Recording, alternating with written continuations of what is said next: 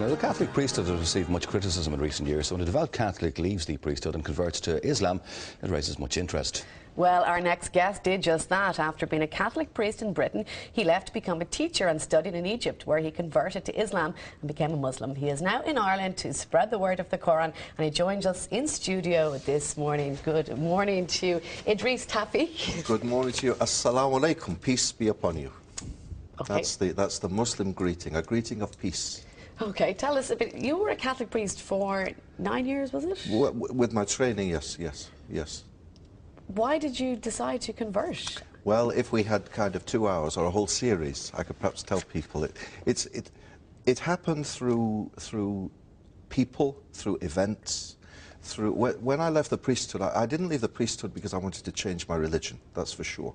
I had no plan of leaving the Catholic Church, none. But when I left the priesthood, it was a big decision to make, and it was upsetting, and it left me feeling very low. And I looked for a holiday, so I needed a good holiday. But I had no money, so I went to the internet and got the cheapest holiday I could find, and the cheapest holiday was a holiday to Egypt. Now, I knew nothing about Egypt. I'd never met a Muslim in my life. And all I knew about Muslims was what the television told me, that they chop your hands off, and that they blow themselves up, and that they hit ladies. So I went to this Muslim country not knowing what to expect, except sunshine.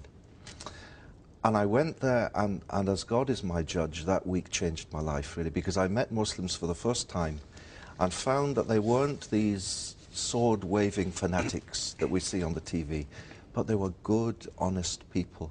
And like Irish people, Muslim people, you know, they go out to work in the morning to put food on the table for their kids to eat. They pray. They're ordinary people with a religious dimension very much. And so, for example, I'll give you an example of one Muslim I met. I met a little boy, and I talk about him in every talk I give. And this little boy was selling bananas on the street. And he'd no shoe, just little plastic flip-flops, and a very old, tired gown, you know. And he greeted me the first morning. He said, Assalamu alaikum, peace be upon you, with a big smile on his face. And I learned each day from my hotel walking past him to say Zayak. Zayak in Arabic means, how are you, how are you doing? And he'd reply, Alhamdulillah, praise be to God. And that week, it touched my heart. I didn't learn much about Islam, but I learned for sure that Muslims weren't what I was being told back home. And then a long journey, of perhaps a year started, of meeting. I got a job teaching. You know, I needed work. I had no work. So I got a job in a school in London. So your holiday, you came back. I came back. You still felt strongly? Still, I still had no plan to change my religion. I was perfectly happy being Catholic. And in fact, in all the talks I give, you know, I've been giving talks this week in Ireland, I always start my talks by saying, if anyone's come here tonight to hear me criticise the Church or the Pope or Christianity, you've come to the wrong talk. Why did you leave the priesthood, though? What made that decision after 8 years there as a priest? Okay, well, the job, I liked the job.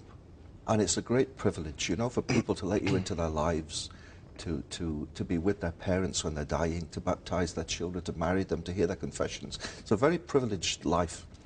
And I like to think I was good at my job, you know. The people liked me, I liked them. But my heart somehow just wasn't happy. There was something missing. And even though I really enjoyed what I was doing, I felt lonely and unhappy. So it took a lot of, you know how priests are held up by Catholics on a pedestal almost. And it was a big decision to make. I told my family, and my family, of course, my family loved me, so that they were upset. But they said, well, we support you in whatever you do. So as I said, I had no plan to change my religion at all. But can I tell you about the job? I got a job teaching. And in the school where I was in London, there were lots of Muslim kids. Very naughty school I was in, very naughty. They had every wrong thing you could imagine they did, but I liked it. I liked the kids, and they liked me, and I was teaching them about religions.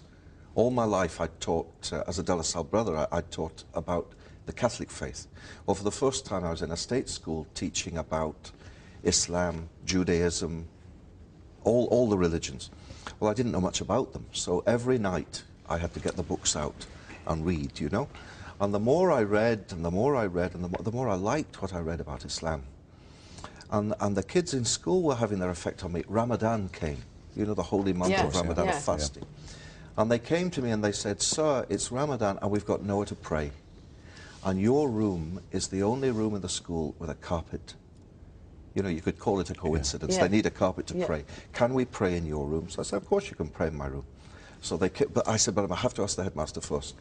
So I went to the head and I said, these boys, Muslim boys, would like to pray in my classroom. Is it okay? He said, fine, but you have to sit at the back, because knowing these kids, they could steal the carpet. You know? So I sat at the back for the whole month of Ramadan.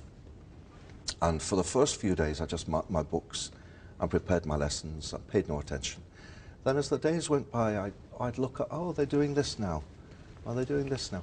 And I secretly went to the internet and I learnt the prayers in Arabic they were saying.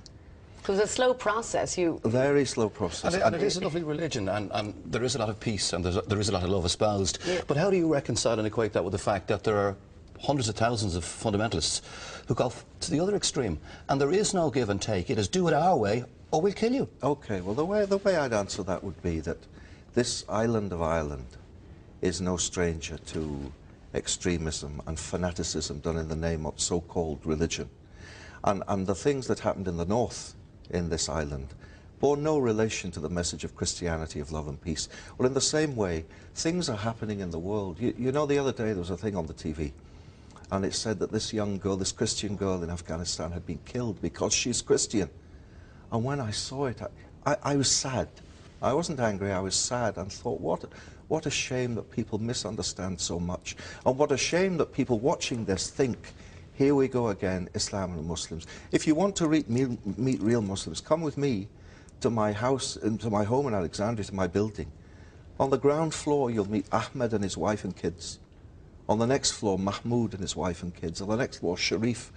Ordinary people who pray, no hand grenade in their pockets, you know, no suicide belt.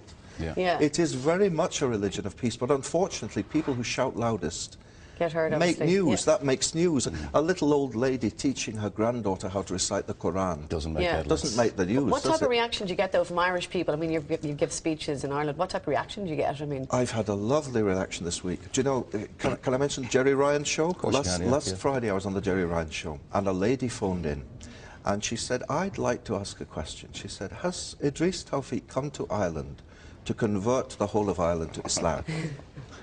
And I said, my dear, I haven't come here to convert anyone to anything. I've come for two reasons. One, I've come to encourage the Muslim community to be good Muslims.